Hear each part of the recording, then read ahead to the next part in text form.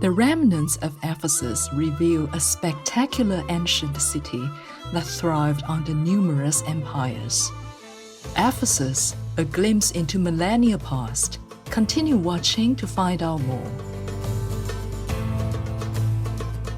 Barev means hello in Armenian. I'm Mariam. The faithful people from the Republic of Armenia send you warmest regards.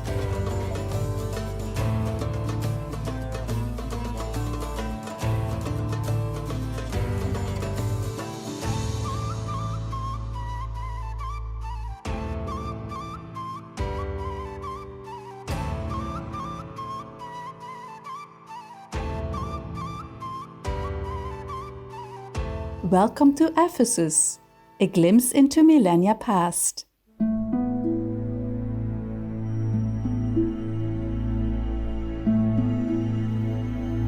Every year on this day, August 15th, pilgrims travel to the historical city of Ephesus and visit the sacred house of Virgin Mary in observance of the Assumption of the Blessed Virgin Mary.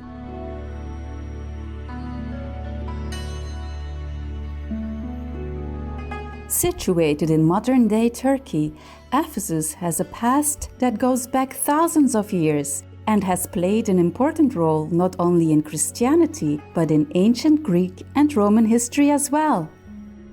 More than 3,000 years ago, a settlement was established near what is now the central town of Selçuk in Turkey, where the Aegean Sea meets the former estuary of the Kaistros River. Ephesus, as it would be named, went on to become an important city throughout the reign of numerous empires. It was considered one of the most significant ancient Greek cities in Ionian Asia Minor.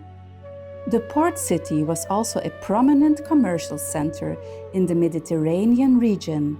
Inscriptions from ancient Roman times describe it as the first and greatest metropolis of Asia.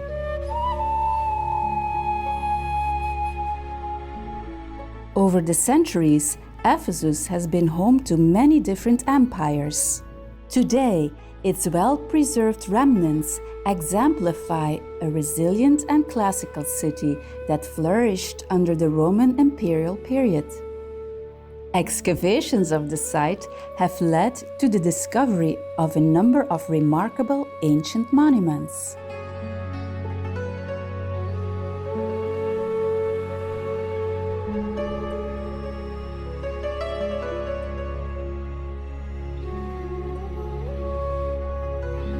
For its historical, cultural, religious, and archaeological significance, Ephesus was inscribed as a UNESCO World Heritage Site in 2015.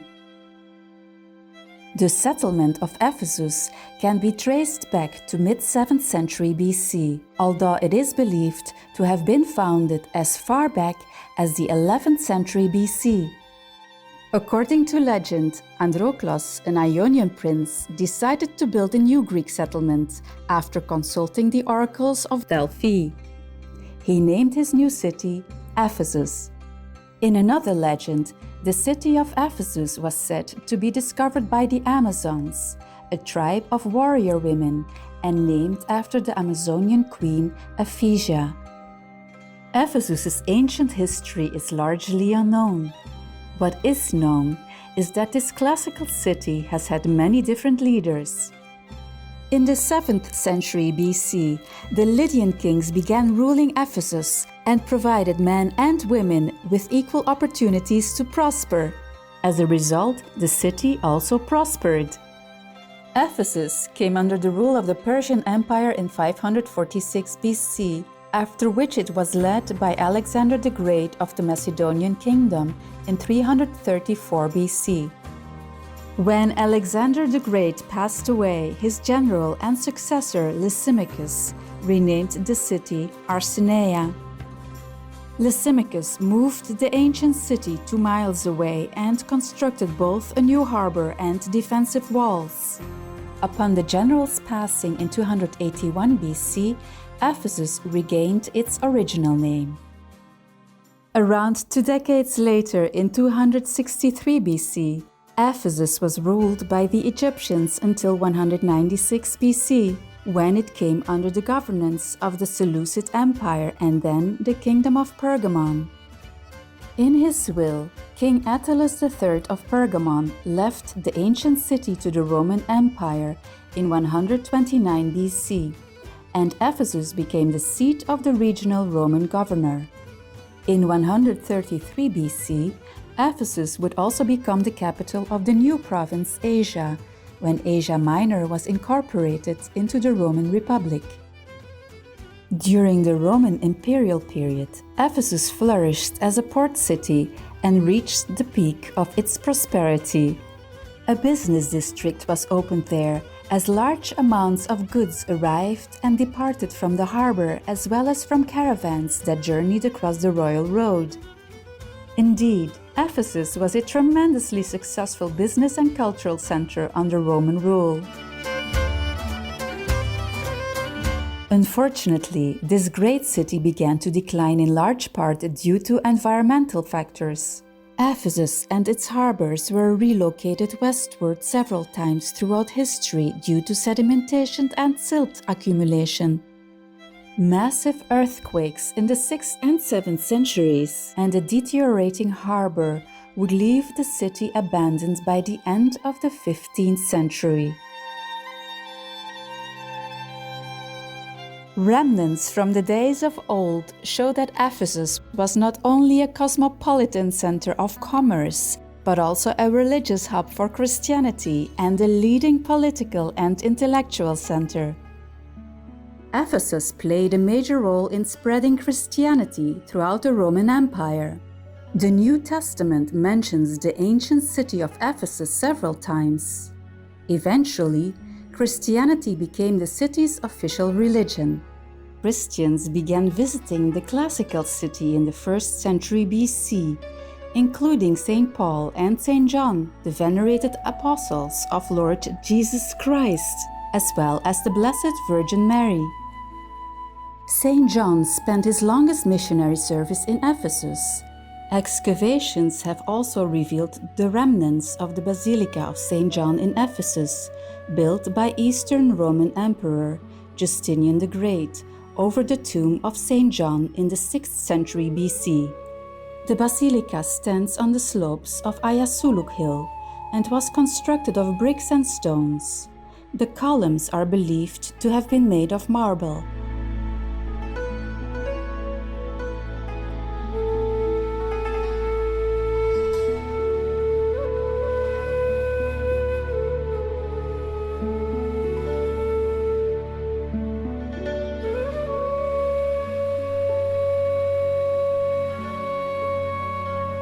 The Blessed Virgin Mary, Mother of Lord Jesus Christ, is also associated with Ephesus. She had accompanied St. John in the ancient city, and remnants of the Church of Mary, an ancient Christian cathedral dedicated to the Virgin Mary, may still be found in Ephesus. Two important councils were also held in Ephesus, most likely in the Church of Mary, to initiate the veneration of the Virgin Mary in Christianity.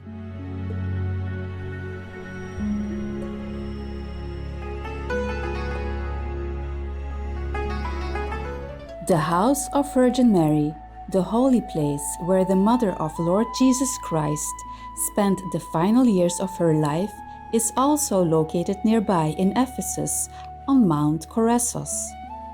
Pilgrims from various faiths around the globe visit this site each year, and it is considered both a Christian and Muslim shrine.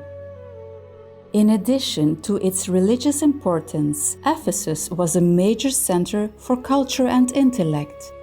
It was home to the second school of philosophy in the Aegean.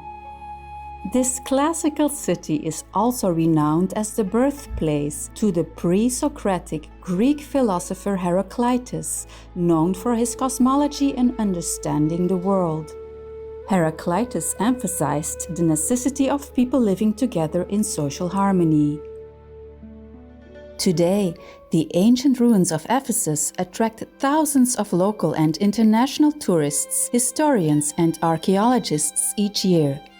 Visitors can see small remnants of the famous Temple of Artemis, one of the 7 wonders of the world. Artemis was a revered Greek goddess who was worshipped by the Ephesians in Greek and Roman times before the rise of Christianity. Archaeologists have also uncovered remarkable monuments and structures, such as the public space or agora, aqueducts, temples, marketplaces, bathhouses, and public bathrooms. The Library of Celsus and the Great Theatre are 2 of the most incredible Roman structures that can be found today.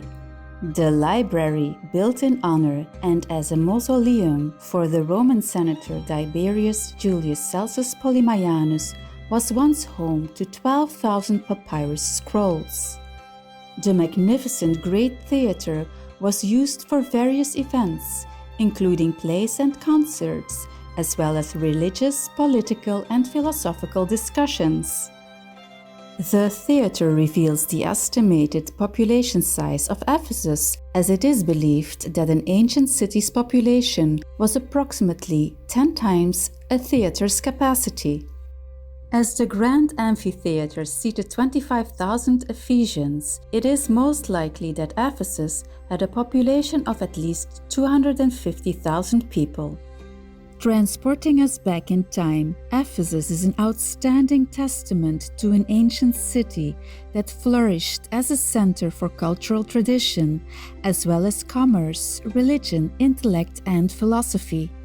Even today, Ephesus continues to impact the world through its history and its monumental archaeological discoveries.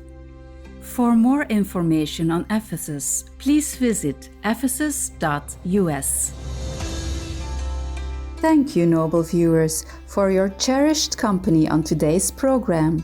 Coming up next is Fasting Ourselves Out of the Pleasure Trap, Dr. Ellen Goldhammer, Vegan, Part 2 of 3, right after Noteworthy News, here on Supreme Master Television. May the Divine bless you always. Our programs offer many languages. Please visit suprememastertv.com/schedule and suprememastertv.com/WAU.